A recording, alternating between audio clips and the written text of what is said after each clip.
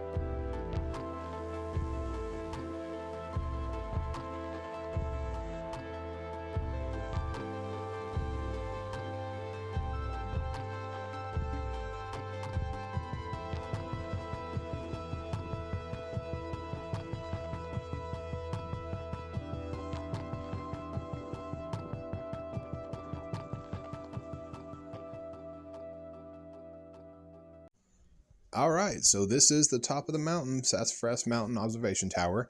And as you can see, like I said, there were 360-degree views of every direction. At one point, I know we were zoomed in on the large body of water. That's Lake Hartwell. Over here to the right, there's Lake Kiwi. There's several different lakes in the distance. I can only imagine how far and how clear it would have been if it had been a crystal clear day, of course, but still beautiful views. So I'm going to be calling it quits here in just a minute, and we'll be heading next to Bald Rock Heritage Preserve. I believe that's the name of it.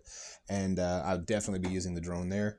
And of course, I'm going to finish off here going down the backside. This is going to be the handicap access ramp. If you're wanting to get up here and you're handicapped, there is a way. So going to call it quits from here from the top of the mountain. Thank you everybody for coming back, and hopefully we're going to continue going on through 2026. I've already planned another large trip on the 10th, so I'll be out hiking then as well and filming everything I can.